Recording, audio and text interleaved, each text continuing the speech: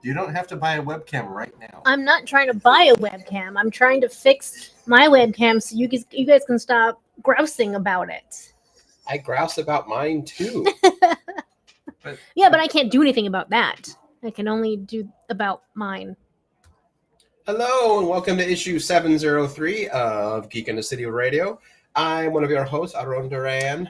I'm your other off-color host, Beanarita.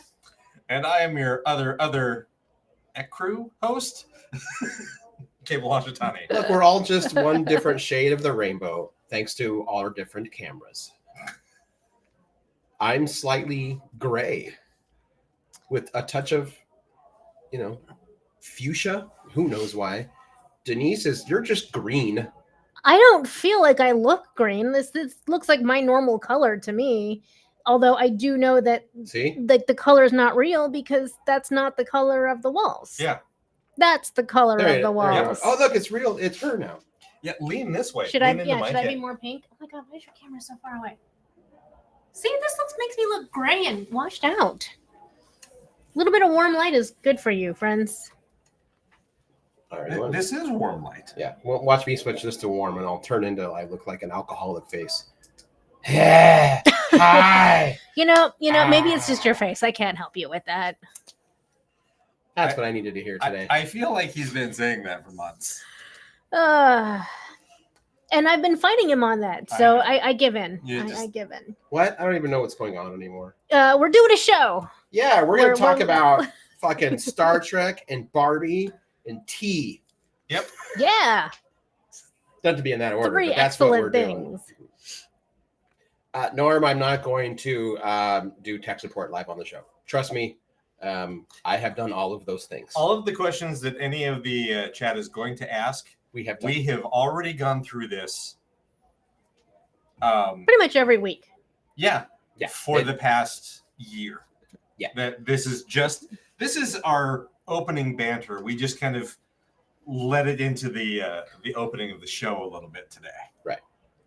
It's like I wanted to get like one of the Amazon Echo Studios because it's good sound for where I live. And I was like, I want to have it all synced. I don't know. I just want to be nerdy with it. Mm-hmm. It doesn't work. Like I have a Fire TV. Like it's literally the same technology. They don't communicate with each other.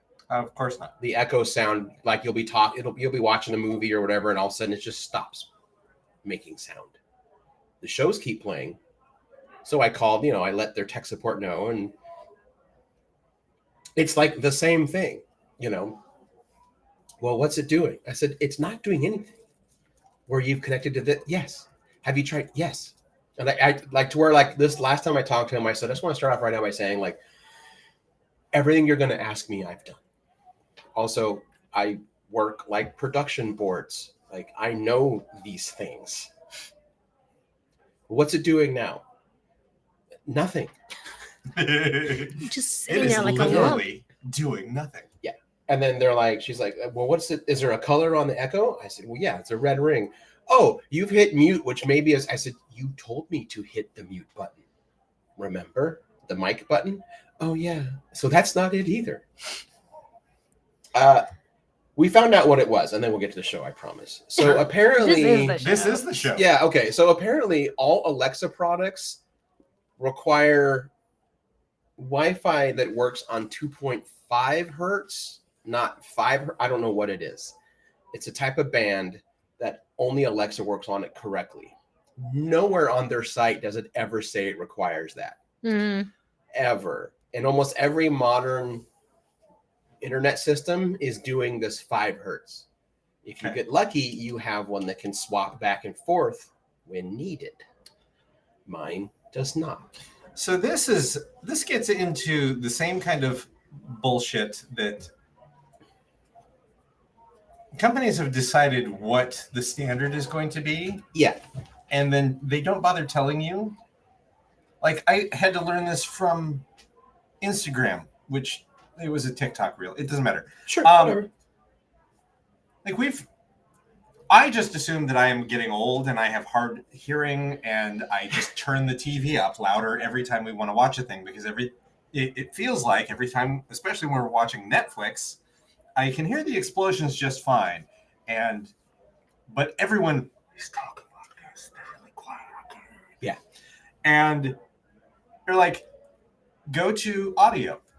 And if it says it is playing in 5.1 and you don't have a 5-point surround system with a subwoofer, that's not playing properly. Just set it to audio standard. And we did that, and now it plays fine. And I can hear everything. Mm-hmm. Yeah. But they don't tell you that that is not the standard playback speed that Netflix defaults to. Yeah. I feel like I almost read something about this. I don't think I read the whole thing, but it was like there's a reason everyone uses captions nowadays, not just you, and it's Netflix's fault. Yeah. Well, and also a lot of, especially modern blockbuster movies, they are recut. Like the sound editing is done badly because they want you to only have the theater experience, which highlights explosions and effects and stuff, so that when you're watching it at home, they don't retweak the audio for the home.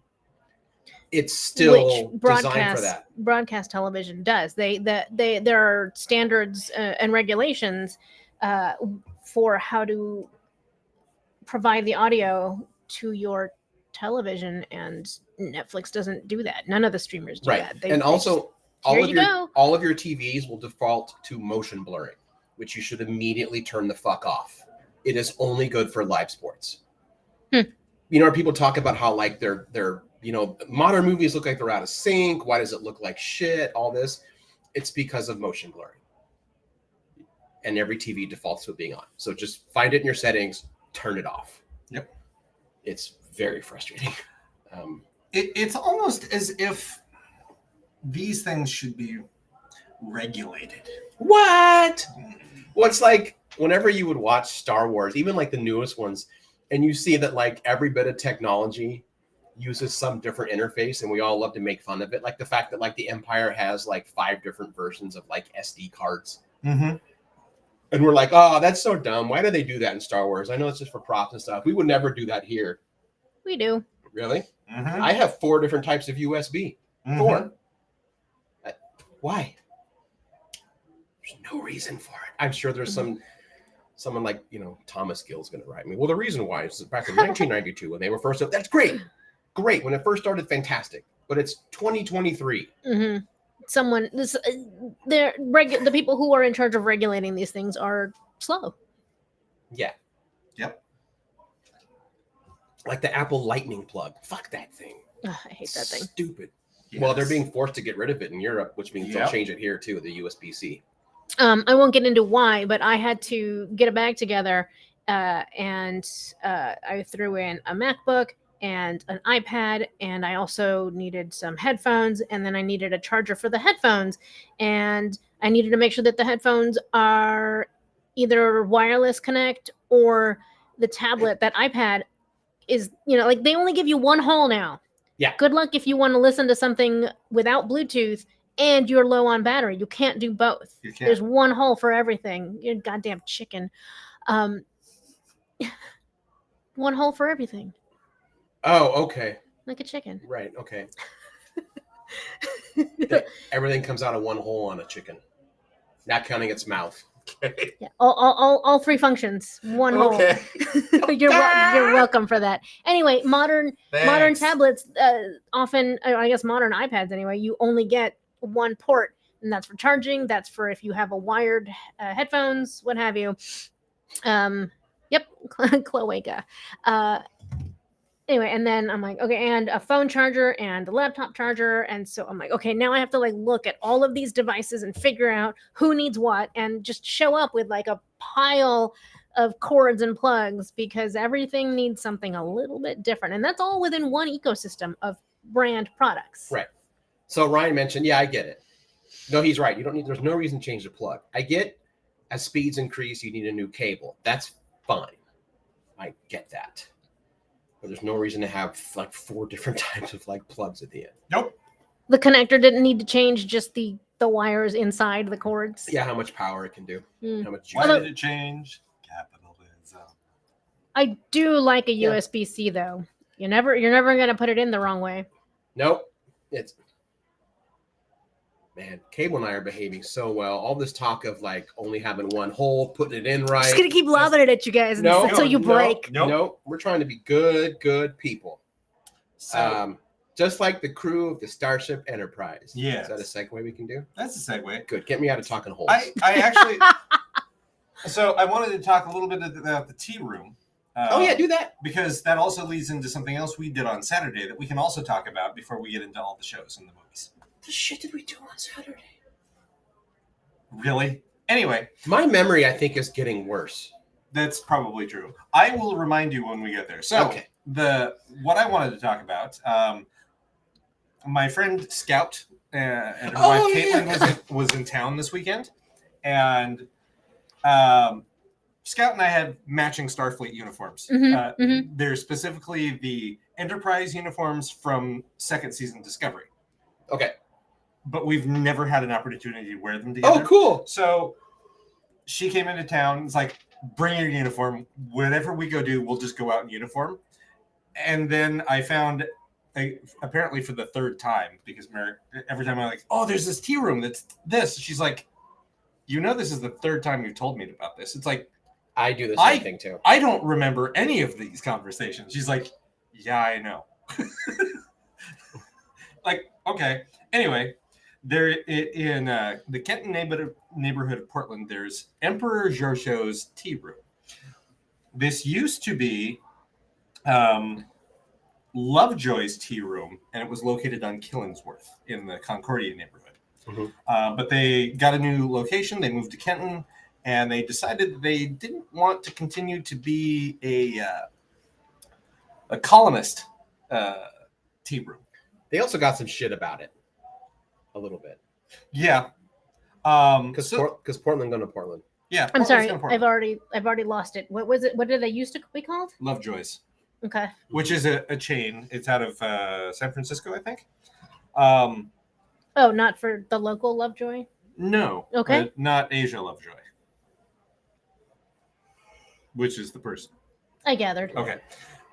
So the owners' name are Brendan and Wellington, and they have a chosen last name of Giorgio. So that's how they're able to call it Emperor Giorgio's tea room. Nice. Legally distinct. Right. Anyway, found out that this was a thing.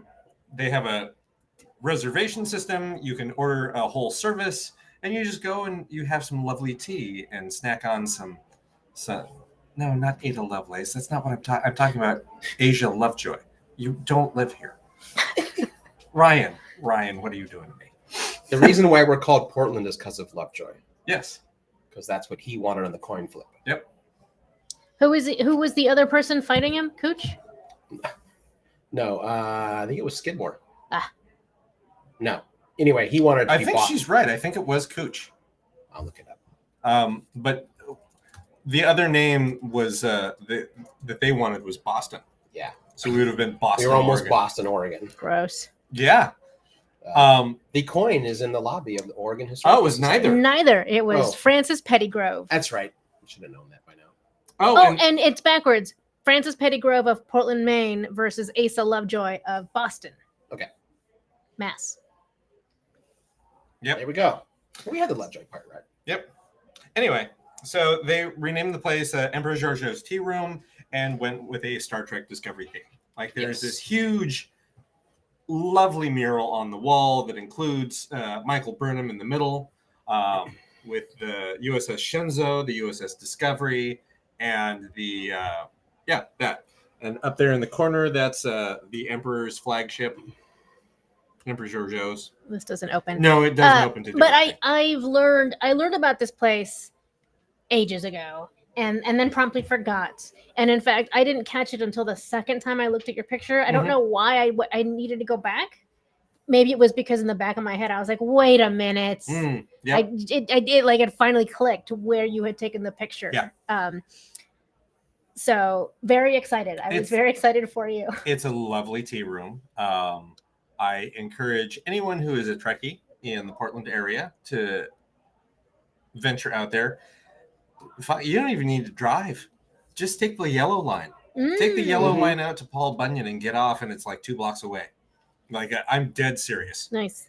So that's not far from me then. Yeah, it's real easy to get to. They're open Wednesday through Sunday. This is not a paid ad. I just enjoyed the experience. The owners were lovely people. The folks that were doing the service were lovely people. It was great tea, great food, all vegetarian. They can also do complete vegan and other dairy-free options if need be. But Cool. had crumpets with lemon curd and butter. Did you pick one of the menu like tea services, or you just kind of go Oh, a la yes. carte? Did you? No, there is no a la carte. Okay. You either pick the Giorgio, the Burnham, or the Uhura service. Right. The Giorgio is mostly crumpets and a sweet, and then a pot of tea. The Burnham service is more of a lunch because there's a vegetable sandwich, scones, and a couple sweet treats. Like we had a cookie and a tart. Really tasty. And then the Uhura is like this full, it's like everything on their menu. So it's really pretty good. Yeah. Yeah. Merrick was better at eavesdropping than I was. She's always better at eavesdropping than I am. And she heard one of the owners talking to a table next to us, and all she heard was Trek in the Park, and like out of nowhere, I hear it. Nice. So I'm starting to pay attention now. I ended up going and talking to them afterwards. I just kind of walked up. I'm like, hi. I told one of the servers, like, hi, I wanted to see if I could talk to the owners real quick. I'm a member of Trek in the Park, and they were gone, and they came back with the owner. And they were like, don't go anywhere. Whoosh, gone. Nice. They're like, you were in Trek in the Park? Like, yep. So we got to talking. They've been reached out to by the Dana Thompson Memorial Fund of Awesome. Oh, okay. Excellent. So they just haven't had a chance to get back to them yet, but they do want to do something with them. So they also want to do something for Trek Day, which is in September. Trek Day. Star Trek Day. Star Trek Day is in September. You know, the one where Oh, they do that's all right. the live Yeah. streaming and I announcements. forgot why they picked that day. Was it because it was It's the the day the day show first debuted? to air. Yeah. Yeah. Okay. September 8th. Mm-hmm. All right. First contact day is already spoken for. That's in August. What happened? Microsoft just being Microsoft. Oh, okay. But again, I would love to go back there again with y'all. I think we'd have fun. Yeah. Yes. Do they do the Harry Potter on the other side? There is no other side. Okay. There's They another tea room there there's another tea house in town that, like, if you turn, it's Harry Potter themed, but if you look at the other side of the building, it's like something else. Doctor Who themed. I think I know Maybe? what you're talking Yeah. about because I get a lot of TikToks from check out this cool new place in Portland. Mhm. And the actual spot is a boba tea place Okay. called Monster or something. Mhm. But I have seen videos where people are like, I don't know if it's a paid sponsorship or like an influencer thing, but they're like, check out this new. I've seen the same place advertised as a Harry Potter themed place as well as a Pokemon themed place, and maybe Okay. also like Mario / Nintendo. Yeah. The thing is that they've got a lot of shit up on the walls and like cute toys and stuff, lots of pop culture stuff. So Mhm. really, you could surmise it's anything themed and Okay, you know yeah. and sell that idea. Mm-hmm. Nice. Yeah. And I also can confirm that a certain place that I might work for does actually hire influencers to work to do these things. Interesting. It's not a big secret. Like, you literally go to the Travel Portland site and you can scroll down and it says, would you like to create video content? Here's how much we pay. Here's what's required. Apply. Cool. Seems pretty upfront. Yeah, no, it totally is. Yeah, I have been wanting to check it out. Like, I'm not the biggest tea person. Not against tea. I just don't get excited about tea. But I saw some of their non-tea options. It sounded delicious. Have you ever had Lapsang Souchong as a tea? Yes, I have. Okay. Then you're not a fan. I haven't. Say more. Lapsang Souchong is a very smoky tea.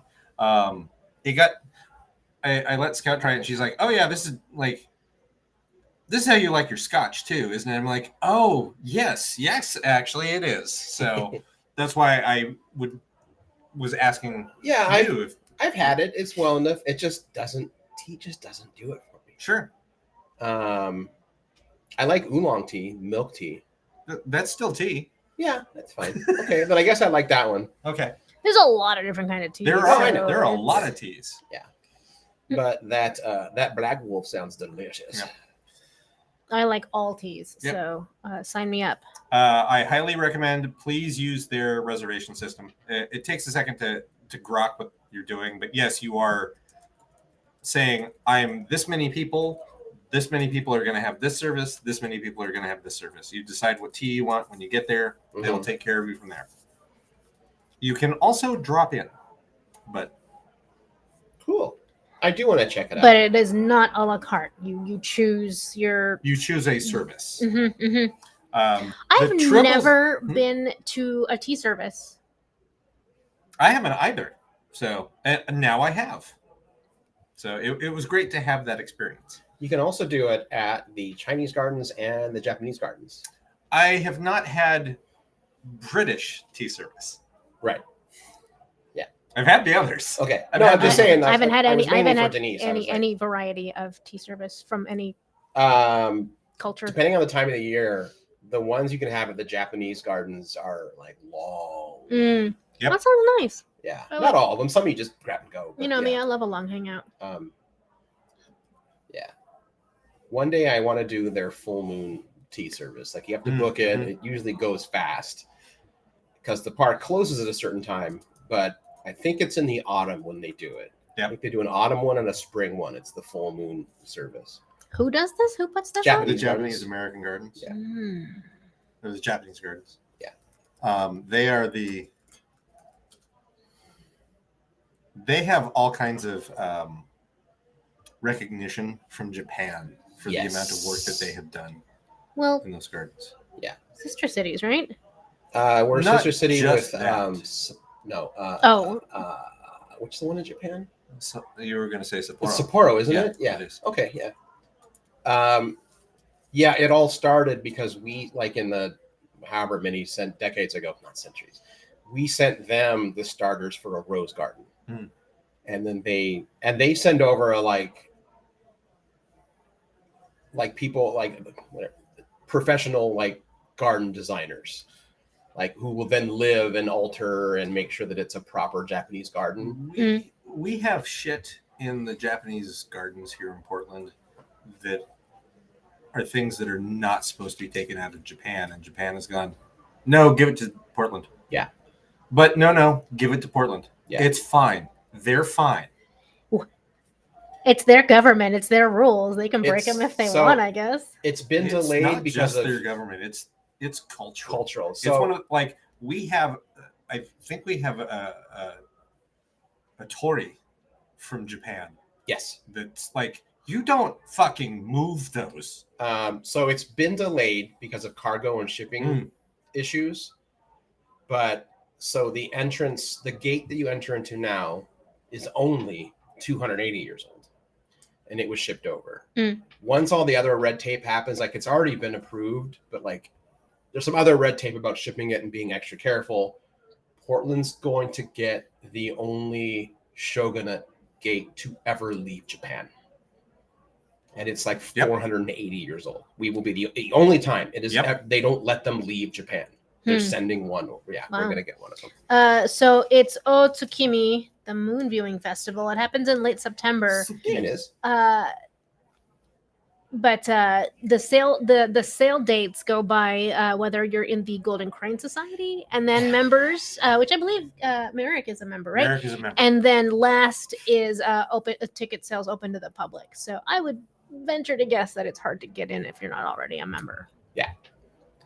The last big expansion, we can go and show it, but there, because I just got to tour like a month ago for work. They did a huge new expansion. Yeah. They basically added a larger kitchen and another gallery in like this open courtyard area. And like everything is designed to catch rain. They come off the building. It like the whole thing is always kind of like recycling itself. But they had to put in this stone wall, and they used the same mortarless rock stacking techniques that feudal Japan castles used. And when it got inspected, because they brought an engineer from Japan, like that's his specialty, because they don't build new ones over there anymore, but they got to maintain them. That's all this dude does. He built that one, and when it got inspected by like the Japanese like architecture historical stuff, they were like, yeah, this is the strongest one ever made. Like this wall is going nowhere, like ever. Yep. So no mortars, just rocks. Just Yeah. rocks. Do they do a lot of napping to get them to fit together very smoothly? Not really. or- Part of the practice is to be in harmony with nature, so they just find rocks that Oh my fit God, each other. That's gonna And then the take so natural pressure long. just Oh my God, yeah. It takes a lot of work to like get rocks to stack together well. And you're talking about a whole building. It's impressive. Side note: this is now a field trip that the RPG group has to go on. Okay, Okay. threaten me with a good time. We have to. It's really cool. All 5 of us just need to go up there. It's very nice. Yeah. It's very pretty. Cool. Yeah. And then, Ida, and then will we play when we get we'll figure there? that out. I don't know why we couldn't. Well, we probably just go down to the amphitheater in the Mhm. Rose Garden and play. Oh yeah. Well, I guess we got to do it while the weather's still nice. So that gives us till November. Yeah. That's Climate true. change. It's going to be 80 in But October. but the rain. Yeah. Don't you remember last year where it was like a week before Halloween and it was like fucking 88 degrees? Yeah, it's not going to rain until close to November. This You year. know I don't remember. That's true. Yes. I believe you. I Yes. believe the both of you. Yeah.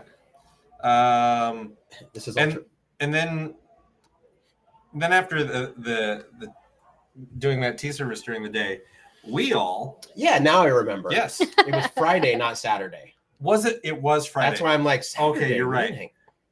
Friday was my Saturday. I mean, Right. but we should have been able to recall the one day that we spent together this weekend. Nope.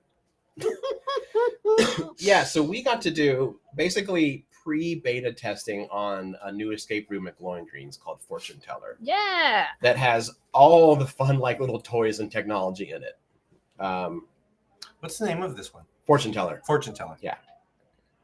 Yeah, that's also like an homage to the owner Raymond's mom, which is Mhm. very sweet. Also. Yeah. It's incredibly sweet. And Yeah, well it's done incredibly because it sweet. doesn't feel like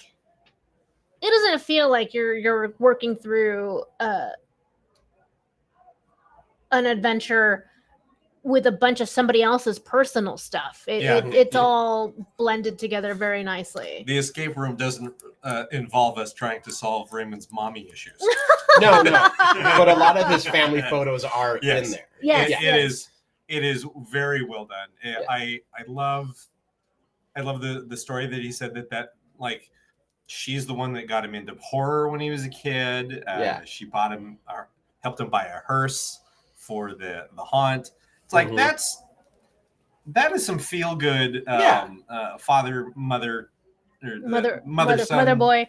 mother son stuff going on around haunting and getting this room together. So it was really cool. No, Yeah, that's a great shared interest for them to have had, Yeah. and we reap all the benefits. Yeah. Yes. And we can go into it more later when it officially goes into like testing beta, but it should be open by September. Yeah. That's the plan. What we can say now is Raymond has been doing the glowing greens and the Mental trap.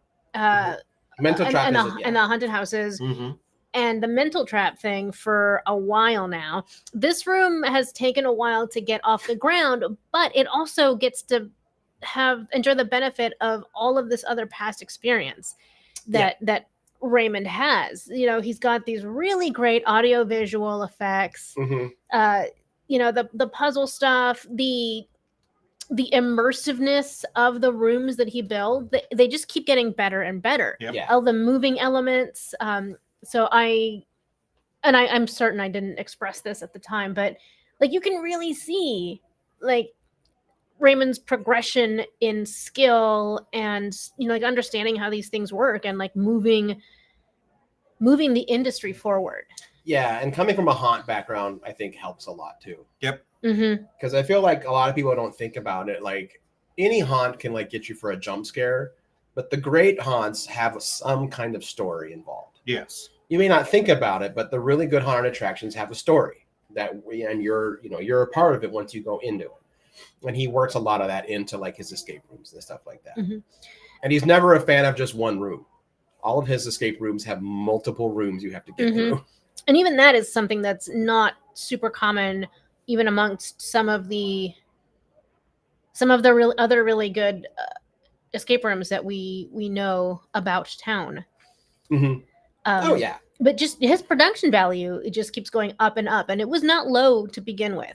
No. Because it also doesn't necessarily take that much to make an escape room.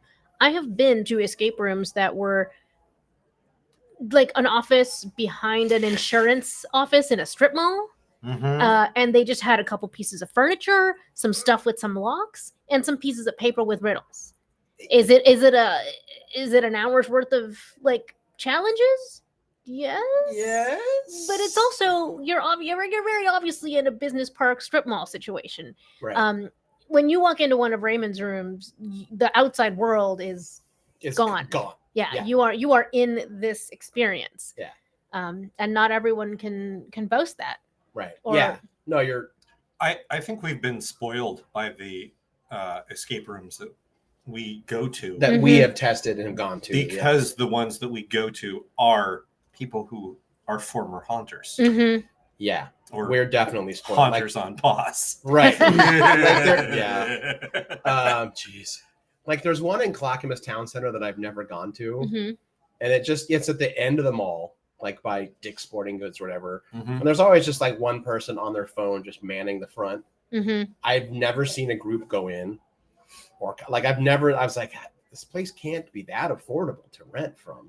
Right. There's one like that I didn't even realize. There's one like off the Les Schwab on Broadway. Oh, Beck says she's been to that one, the one at Clackamas. Oh man, you gotta tell us what it's like. You can type in there. You know, it just always seems like, hi, I'm an escape room in the mall. Mm-hmm. Mm-hmm. It's very nice. That's cool. I went to an escape room in Tacoma once, and it wasn't bad. I'm not saying it was bad, but the production value was just like I mean, for one, it's in this old like Tacoma train station thing, like one of those long, so vibes for sure.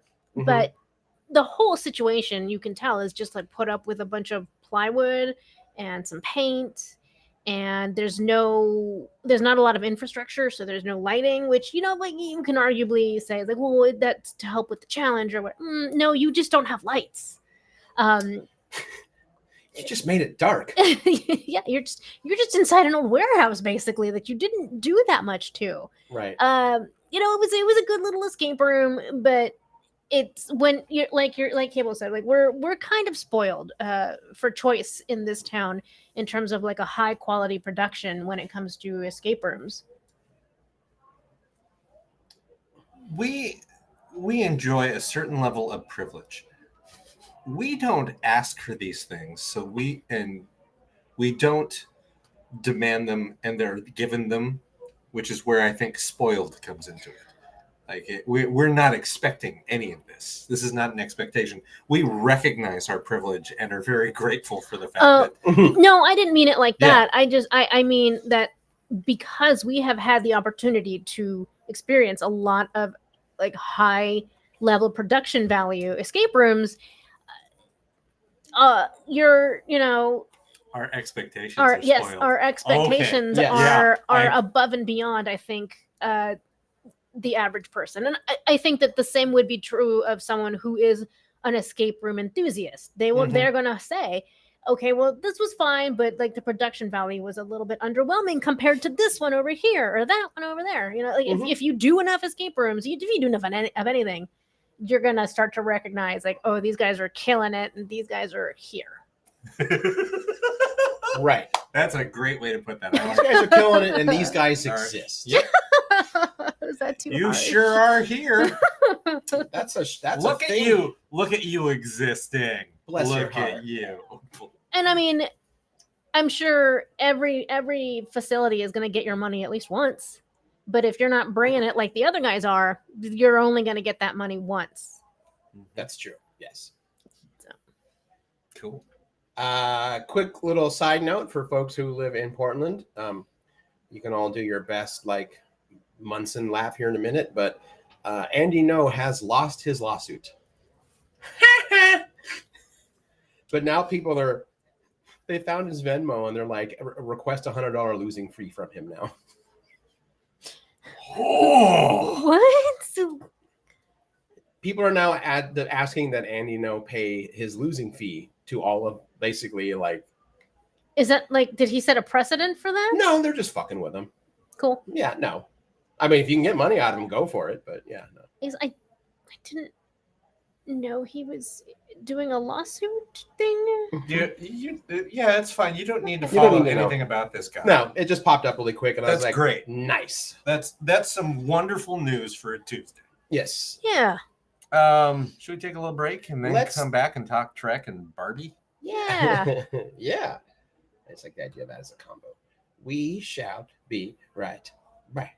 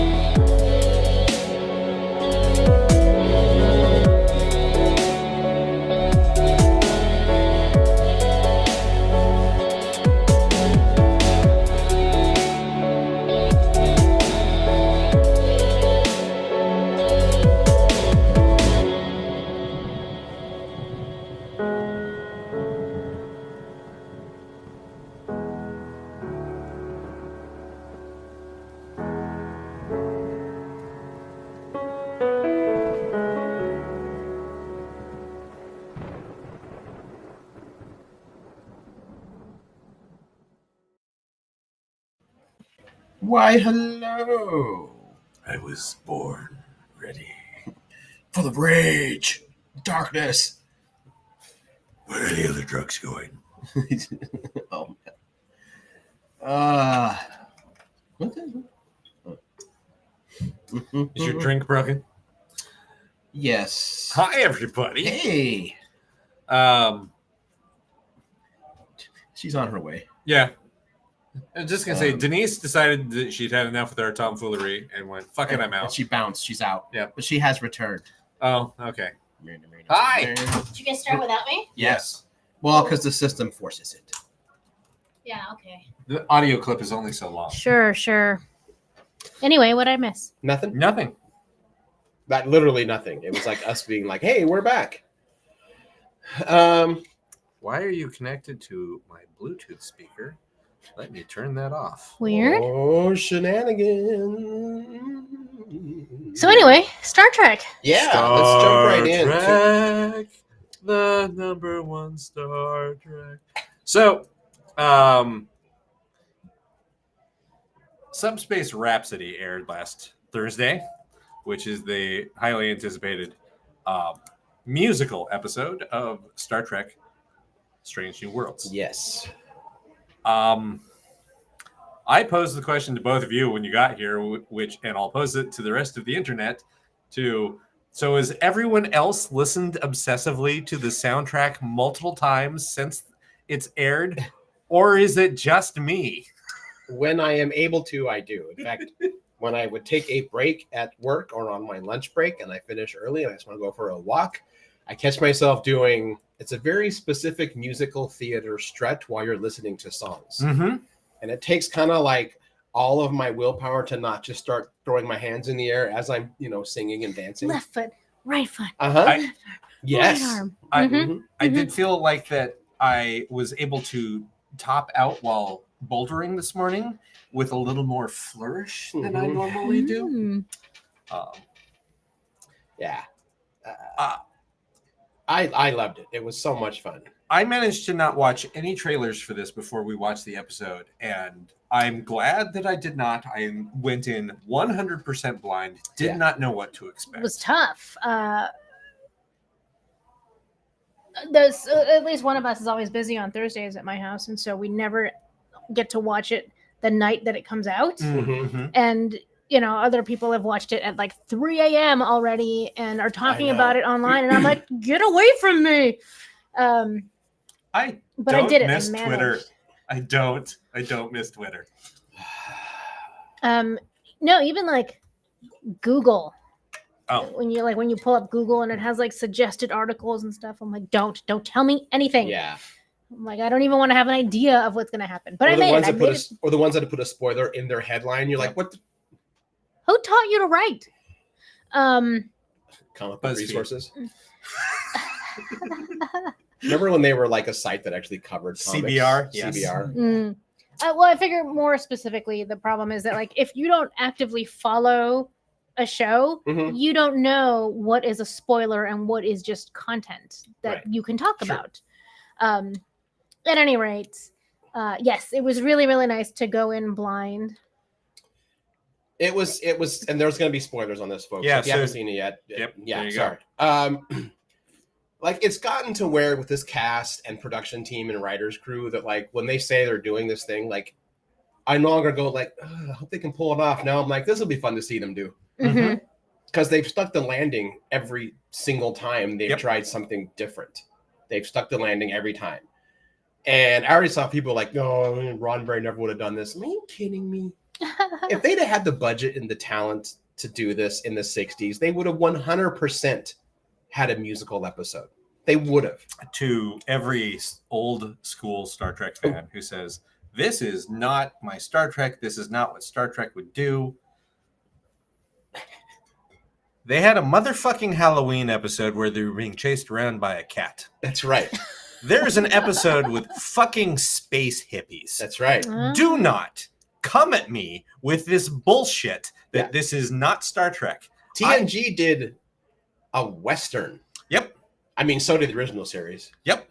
But yeah, TNG did like A Fistful of Datas. Mm-hmm. They did Robin Hood. Yep. Deep Space Nine played a goddamn game of baseball with Vulcans. I love it. Find him and kill him. And, Voyager had... Neelix.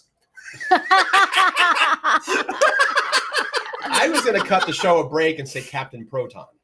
Yes, they did have Captain Proton, and what was God love Captain Proton. And what was Janeway's character in that? Lady Tarantula, or she was like their version of Ming the Merciless? Yes, I don't remember.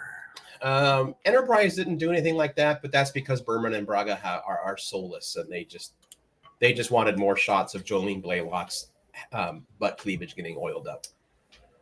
I am so glad for those old scientists. The episode giving the Pike's Enterprise crew an opportunity to fanboy over Archer's Enterprise. Yeah, it's pretty cool. That was, I loved that so much. Yeah. It was so simple, and it was 2 mentions. Erica mentions Travis. Mm-hmm. Uhura mentions Hoshi. It's like that. That's it. That is all you needed to do, and it helps cement. And then, is it Pike's quarters or the conference room where there's the NX refit on the wall? Oh, I feel like it's in his ready room. It might be in his ready room. His ready room is also the conference room. I realized that the other day when I'm like, oh, that's how they did that. It's both rooms. Right. Okay. Yeah. Good for that. But yeah, the musical, there isn't really like a plot I mean, there is. They're inspecting this rift through time because we're seeing the birth of what's going to become, I think, subspace radio. Right. It's what they have found is a naturally occurring subspace fold, which would allow for rebroadcasting of subspace messages faster than the current subspace relay network. Almost real time in lieu of weeks that it currently takes. Yeah. Which we have seen in the original series where Kirk has sent messages to Starfleet Command going, "Hi, I am entering the neutral zone chasing after a Romulan ship." Mm-hmm. Yeah. It's like, great, we've sent the message. They should get back to us in a week. Cool. Let's go start a war? Yeah, that's why I have the end of the episode. Her is like, "Captain, I just heard from Starfleet. They support any decision you make to enter the neutral zone." It's like, great. But by TNG era, it's instant. Well, even by the TOS movie era, subspace is now instantaneous. Mm-hmm. Yep. So this is where it is. Yep. So the overall plot of the episode is this probability field and how it's affecting everyone, and the fact that it's expanding. Yep. Yeah. But like so much of Strange New Worlds, it's really all about the character development. Yeah. And this allowed for a lot of revisiting things that have been brought up at the tail end of season 1 and at the very beginning of season 2. Mm-hmm. Yeah. If you go back and examine those 2 songs sung by Una, mm-hmm. which are very tonally different or musically different songs. Mm-hmm. They are completely different eras of musicals. But they focus on the changes that she is making to how she comports herself as an officer. She has made it this far by being one kind of officer and has realized, I need to change how I do things. Mm-hmm. And I'm going to advise the people around me to also re-examine their approach. Mm-hmm. That was so much. Yeah. Yeah. And that kind of closes the loop for her from the beginning of the season Mm-hmm. all the way up to those old scientists. Yep. Yeah.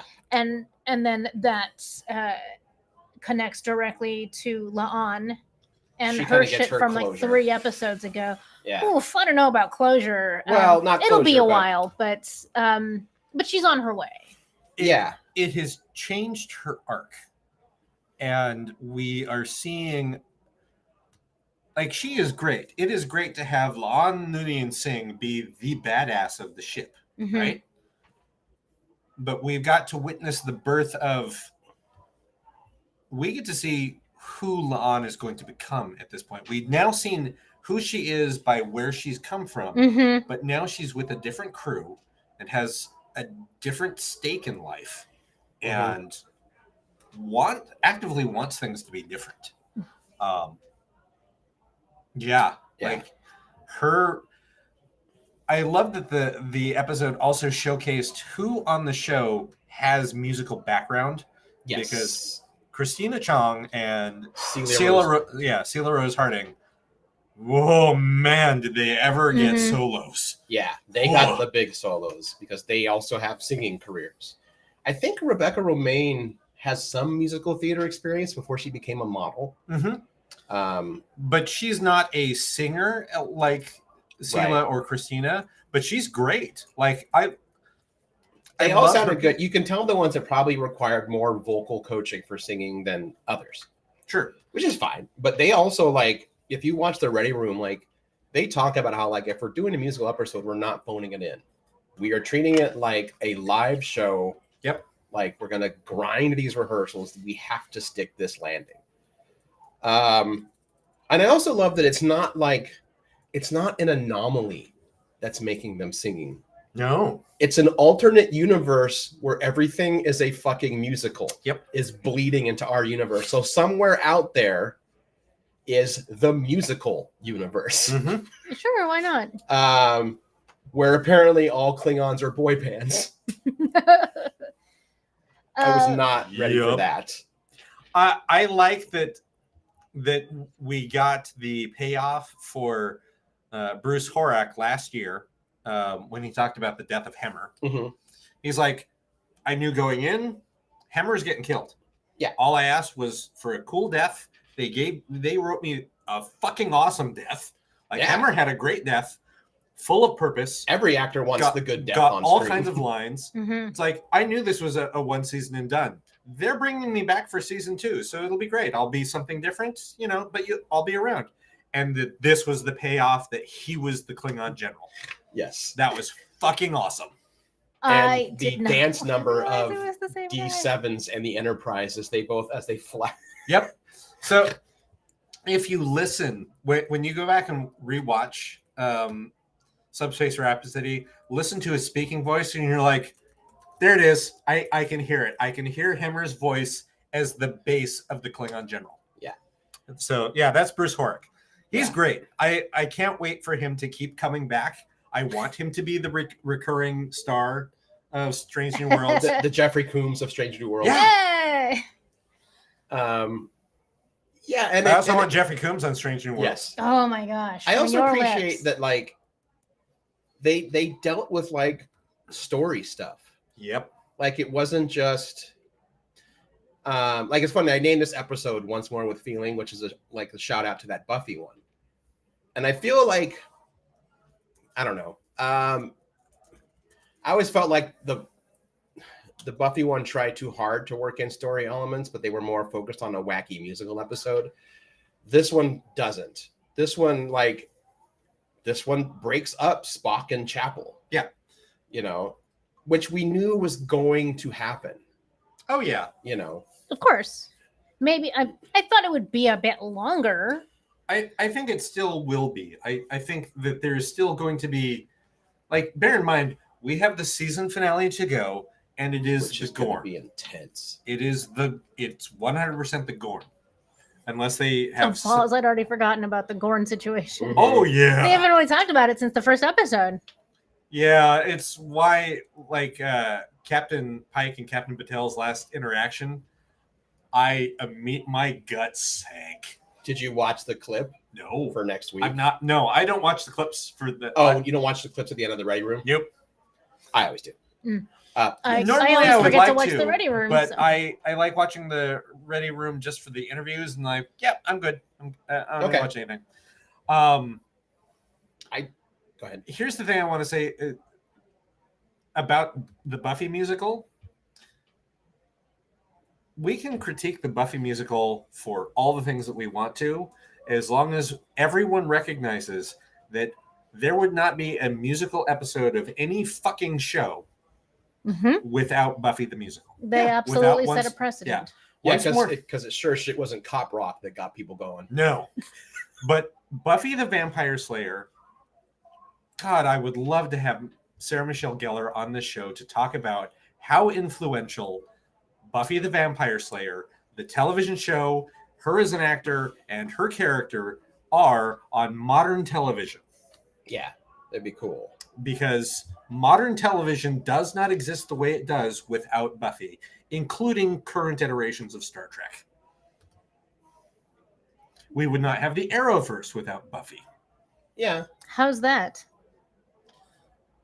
The model of all of those Connected shows, universe, connected universe, or shared universe, the I style should of say. acting, Mhm. the idea that the hero does not have to be a lone gun, that they are surrounded by a team, and each of those people have strengths and weaknesses, and they learn to work together. The line of dialogue in the conference room on the Enterprise where Lon goes, I mean, suddenly we could shift into a reality where we all become bunnies. That is the writers of the show going, we wouldn't be here without Buffy. They have said it. It's like that was our homage to Once More with Feeling. Mm. Yeah. I'd still like to just have Sarah Michelle Gellar on the show. Period. Yeah. I'm shooting my shot. There you go. There it is. Right out there in the universe. I'm so curious now. I'm like, did they always know they wanted to do a musical and they made sure to hire actors, for the main cast who also have I don't singing think chops, so. or they just got lucky? Did some of them have to go through training ahead of this to be ready? Who got auto-tuned? I think why we're getting some of these episodes now is that even though Strange New Worlds and all of Star Trek has been incredibly successful for Paramount, it's still being run by essentially like venture capitalists and tech bros. So they never know how long they're going to get. So every season, I think they have to let's act like this is our final season and just go for it every single time. Which objectively is what makes a thing better. If you're too cognizant of, oh, are they going to like it? Is this going to cost me my job? You tend to pull back and you hold back, right, from your creative potential. But if you think like, you know what, could get fired tomorrow, could get canceled next week, so just go for it, man. Yeah. There's a lot to be said for the freedom that one gains when they're not worried about maybe losing their job. If they're just like, once you get zen with it, you just become a lot more free. Yeah. I certainly wouldn't have expected a musical episode out of Discovery or Picard for that matter. No, both are much too serious. Very serious shows. But I also feel there's a seriousness to Strange New Worlds, but there's something about the cast of Strange New Worlds that, while I am full into the characters, like I'm all on board with Pike, Spock, Ortegas, Uhura, Una, everybody. Like I'm invested in those characters. Simultaneously, I never forget that I am watching Anson Mount and Ethan Peck and Celia Rose Harding. And I'm aware of Celia Rose Gooding. Thank you. Sure. I'm aware that they are actors and their varying interests seem to be on that surface. Like, it's like, oh, you've brought this up in character. That means you, the actor, also likes this thing. And like, especially listening to interviews with Christina Chong. Christina Chong and La'an Noonien Singh are wildly different people. Very different. Christina Chong has more in common, and has said she has more in common with the princess version of her than... Well, that was her real dog. That was her real dog. And all she could do all day is like, look at this dress. I'm in a princess dress. This is fantastic. I love this. It's a pretty magical dress. Spin. I think part of it too is the concept of the show is this is humanity's next golden age of exploration. So it creates a tone. Yeah, it does. Discovery is always like, we must fix what's been broken. Right. We broke it. but now we got to fix it. Let's fix it. Picard has a lot of that too, or Stranger Worlds, that's not its tone. Mhm. Like, I would have expected a musical episode out of Lower Decks, but it Yeah, works sure. much better here. Yeah. In Strange New Worlds. I could expect a musical episode out of TNG, Deep Space Nine, Voyager, Enterprise. I wouldn't. I mean, I don't know like chronologically where the Buffy episode lands betwixt all of those things, because again, that's what sort of started that trend. TNG was on the air during the Buffy. Okay. Buffy was early 90s. Okay. But so like ostensibly, I could not. Let me start over. No, Buffy was 97 to 2003. Was it? Yeah. All right. I honestly thought it was earlier. Because I don't have that same context for when each show was on the air, and I never saw Buffy, it doesn't this is just purely hypothetical. I would not have been surprised to see a musical episode in any of those other iterations of Star Trek, simply because I think that a lot of them didn't take themselves too seriously. Mhm. Every single Star Trek has done something weird and silly, and like people might scoff at that in retrospect, but they are elements of storytelling that were common at that time when they aired, and no one, Right. Well, Yeah. It's like, so years and years ago, I took a screenwriting course when I was in college, and this guy was a showrunner on some shows in the late 70s, all through the 80s. And one of the things he would do is we were to pick a show and write a script for it, like break it like a writer's room, A plot, B plot, the whole thing. And like naturally, when it came to me, I was like, well, what if we do a Star Trek episode? And a couple people were like, I don't want to do sci-fi. I don't want to do that. And he stepped in and he said, he's like, here's the funny thing about Star Trek. He's like, yes, it's a spaceship in space in the future. So you immediately think it's a sci-fi show. He's like, it's pitched as a sci-fi show. Mm-hmm. He's like, but for the most part, Trek is a genreless show. Every episode, they just pick what genre they want to do. It just happens to be on a spaceship. Yep. And that's something I've always carried with me whenever I heard someone say, like, Trek shouldn't do this. Why not? Mm. Trek can do any genre. Like, that's one of the points of it, is that it can show anything it wants. It has its own kind of rules, which is fine. For the most part, they stick to them. When they deviate, there's a reason for it. And this was one of them. And it's good that they acknowledge every cast, every character acknowledges, like, well, this is weird. And I like how Lon's like, yeah, it's also a security risk. And they're like, why? It's just singing. She's like, yeah, when you're emotionally charged and you let secrets out. Yep. Hence the really uncomfortable couple fight to song on the bridge. Mm-hmm. Super awkward. At least he understood her point then. It's true. It's like the gun in Hitchhiker's Guide to the Galaxy. The gun? The gun that lets you see someone else's point of view. And when they shoot Trillian with it, she says, it won't work on me. I'm already a woman. Norm was pointing out that it's a tie-in to like 60s musicals. Yeah, the musicals were huge in the 60s. But the different songs in the episode are in the style of different eras of musical, which I only know because of Schmickadoon and the subsequent Chicago-themed one. Now I can't think of what it's called, but I'm not super well-versed in musicals because I used to think I didn't like them. It turns out you just have to find the right You have to find era. the right ones. And so like Rebecca Remains was a very like older classical style. It was Gilbert and Sullivan. Sure. Because that's her thing. That's Una's thing. But La'an's was a very modern style. I would say the final one is straight up Rent. Yeah. Yeah. Yeah. You know, And then Chapels is I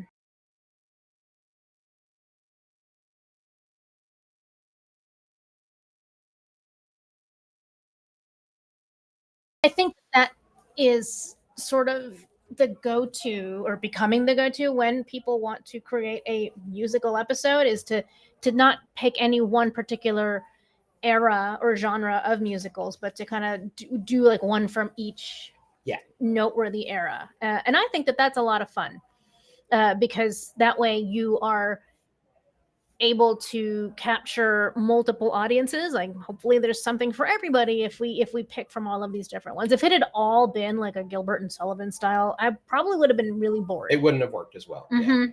Yeah. Other people might have loved it, but not me. Right. I didn't expect Spock's song to be that emotionally hard for me. I am the X. So I'm solving for why. I was like, oh, what a fun little double entendre. Yeah, no. This is depressing. Because when I first heard him say like I am the X, I'm like, that seems like a little heavy-handed for Spock. And then I was like, no, he's the X. Okay, it's a mathematic. Okay, Yep. It's double. All right, now it works. He literally started that off with talking about doing the calculus Mhm. for this. Yeah, the first time he says "I'm the X," it's preceded by "solve for Y." Right. Yep. But if you have the captions on, like we were talking about earlier, sometimes the caption would say EX, and other times it would just be a capital X, which I thought was amusing. The one I've already heard that when this comes out on Blu-ray, Mhm. you will have an option for this episode to have the sing-along lyrics pop on the screen, but in like the Strange New Worlds font.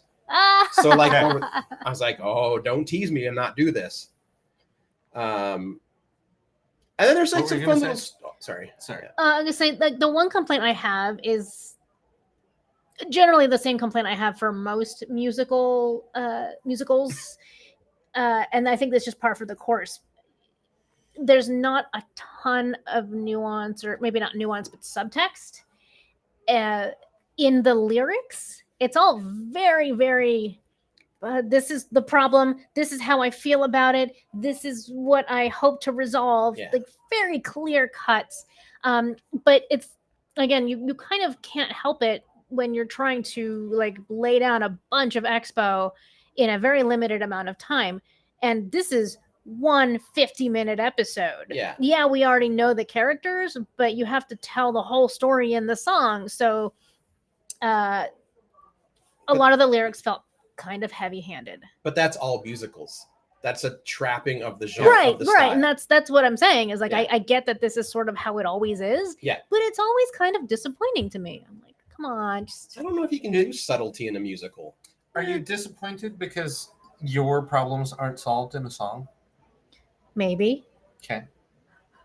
I mean, that I am joking around. I am also asking a legitimate question because I have been thinking about this, in that is one of the things that I enjoy about musicals, is it allows us to solve problems in a very efficient, melodic manner. No, I don't think that it's that. Especially when I'm at a time in my life where I don't have such big problems in my life that I'm like, I wish I could solve my things with one song or in a 90-minute, musical. It's just, I don't know. Like I said, I understand that it's hat in hand with making a musical is you can only have so much subtext and nuance. You're trying to tell a story, and it also needs to rhyme and dance. Like, there's a lot of elements that have to come together, and then you still tell a complete story, beginning, middle, and end. It's just, I guess, a gripe that I have with all musicals. That's fair. It's fair. What were you going to say? I forgot, but as someone who is still going through a bunch of crap, I do like letting it all hang out in musicals. That's why almost every musical, even if it's a peppy song, will generally make me tear up, because I think it taps emotions that I'm going through. So that's why I'm the X hit me really hard. And then just that final number is so joyous that, like, the first few times I heard it, I think I was crying because I was so happy. Because I'm like, Yay! Yeah, don't get And me it's wrong. Star Trek. I mean, that was all the things at once for me. All of them had me going. La'an's, Spock's, Celia's, Uhura's, and the finale. I am such a sucker for people singing and dancing. It always moves me. Mhm. Which is again like I was wrong about not liking musicals. I just didn't know the right ones, I guess, for a long time. It was all very, very effective at, like telling emotional stories and like, giving every set of characters a chance to have their moment. Mm-hmm. Good job. Like even a cheesy musical, which I adore, Evil Dead the musical, has that fucking song "Houseware's Employee," where Ash is talking about finding true love. Mhm. Granted, she's gonna die because it's Evil Dead, but it's still like an effective song when it's done correctly. Mhm. That and poor Evil Ed doesn't talk the entire fucking play. Finally gets a song and he's killed 20 seconds into the song. The song's over. It's part of the bit too, but yeah. I think part of my question is mired in the fact that I don't want to speak for our own here. I will speak for myself, but I'm also going to generalize this for men. And we're not going to get to Barbie today. You are 100% correct. Sorry. No, that's fine. I think that's a entirely different show, all into itself. I'd be fine with that. Although, what did someone call it? I think it was on TikTok. Someone was like, let's talk about Barbie, aka Black Panther for white bitches. Yep. Nope. I have that reel saved on Instagram where it's like, I would like you to look at the parallels between Barbie and Black Panther. They are there. They are outstanding. I will send you the link. Yeah. Oh God. So Yeah. I keep finding that as a man in this particular society, and I try to be as enlightened as I can. I try to be as forward-thinking as I can. I still have biases and toxic masculinity and my own issues all wrapped up in there with being a man. And that I find that popular media, specifically musicals and movies with strong emotions and strong topics, are the way that I allow myself in public to release said emotions. I sat through Barbie crying. I cried through most of that movie. I cried through most of, and upon re-listening to the songs of Subspace Rhapsody, I could not keep it together during Uhura's solo. Because, and this started coming out the last time we were talking about Trek, because we were talking about Tawny Newsome and Sela's scene where Uhura is talking with Mariner and talking about the legacy of Uhura, and we brought up Dana Thompson. That all hit me during that scene. All I could think about was Dana. She would have loved all I this could episode. think about. And that's all right. I did this. Yeah. I just can't look at you because then I'll start crying. Yeah. And I can't. I have to be able to run a board. I still can't process it aloud. It's so hard. Losing her was fucking insane. It's because no one got a warning. No, we didn't get to say goodbye. She was just gone. Yeah. She was just fucking gone. I remember waking up to the text from a friend, and it was like, she's gone. And the first thing I thought was like, oh, because I knew she had depression issues, so I went right to like, oh, please tell me she didn't. No. Yeah, that wasn't it. Just so that people know, for a matter of record, Dana Thompson passed away from an aneurysm. Like, it was quick. It was painless. She did not suffer. Yeah. But it surprised all of us. And it's been years now. Yeah. It's 2019.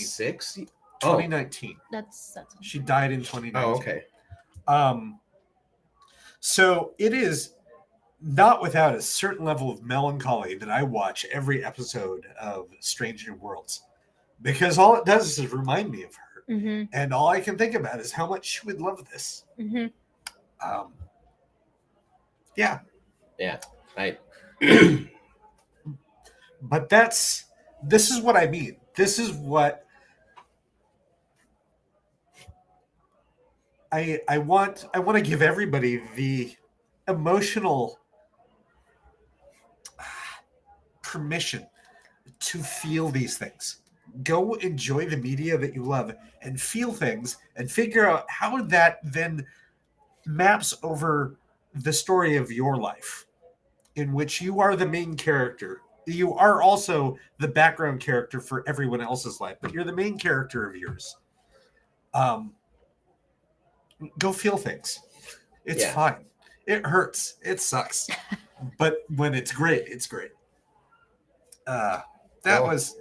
we can wrap it a little bit with something a little. That would be great.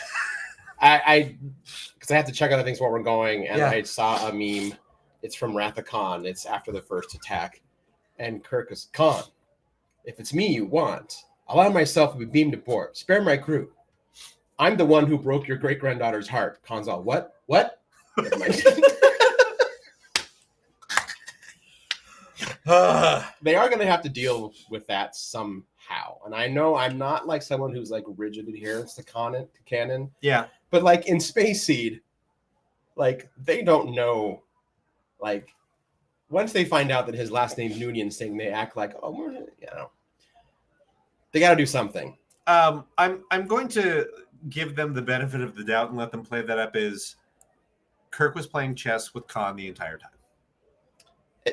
Sure. So it behooved him to let him know less about what he knew. Right. And there's just like a few things. I have to go back and rewatch now first seasons 1 and 2.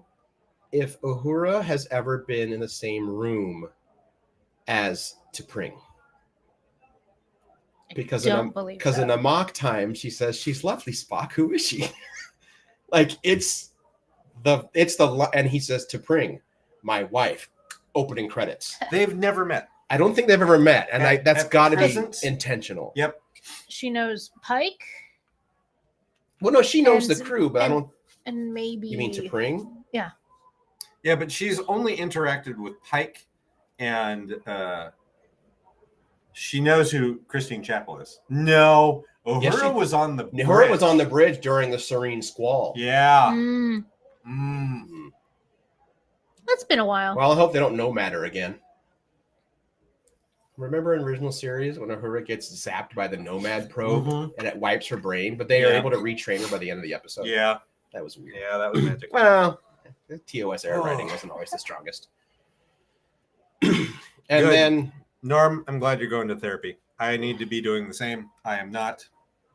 I need to go back to it just because I can't afford I'm no longer the last person I know who doesn't have therapy. Oh. I just need to go back, but I can't afford it. Yep. I mean, that's literally it. I can't afford it. That's our healthcare system. Oh, you know what? I'll share some things with you because they sent me off with a bunch of resources. I'm also in between people. Okay, I'll check it out. Sorry, I keep laughing at that.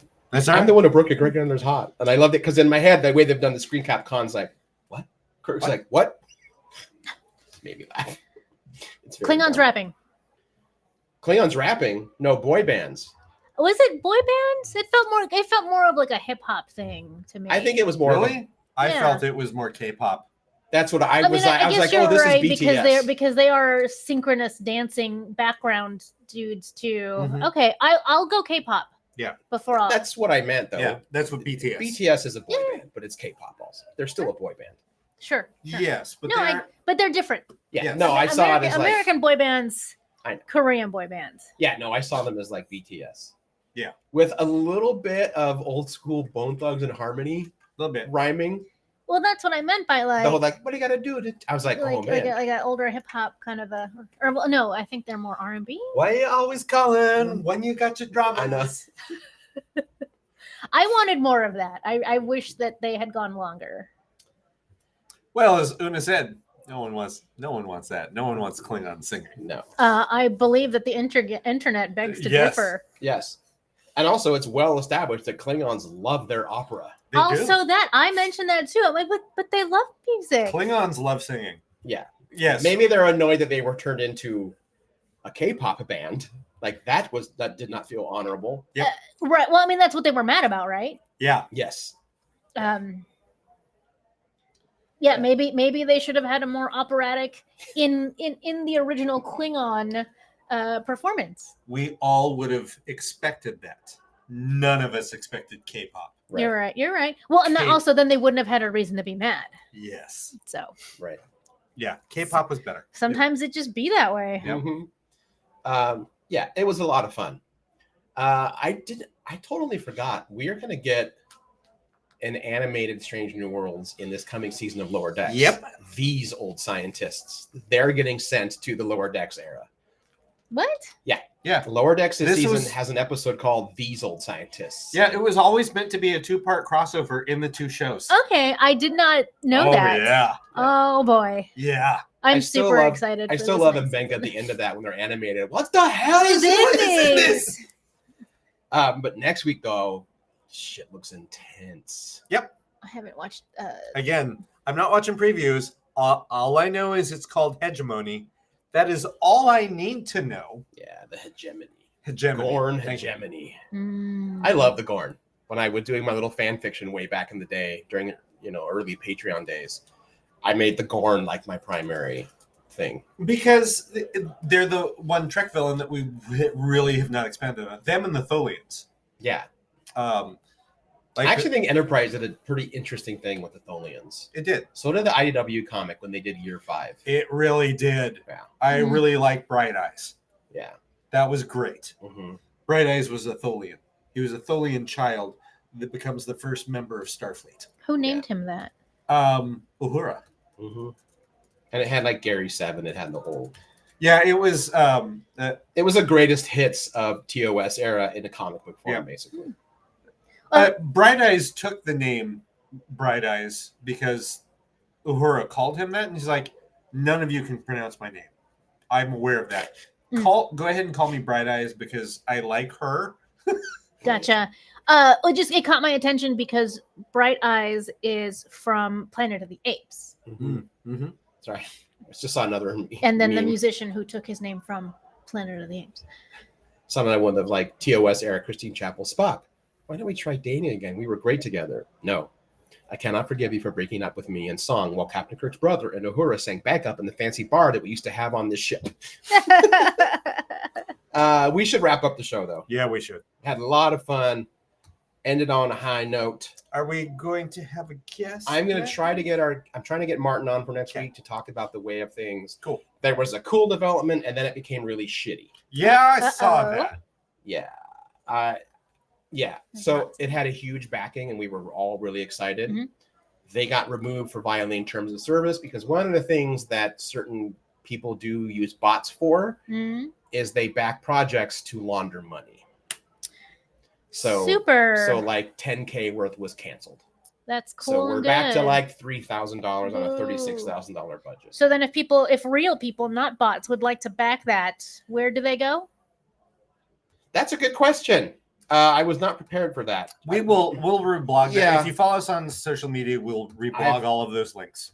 Right. Easy peasy. And then wish me luck. I think either today or tomorrow is the last day of Ringo voting. So if you're a comics professional in any capacity, I think it's whether you're in marketing, editorial, creative, journalism, doesn't matter.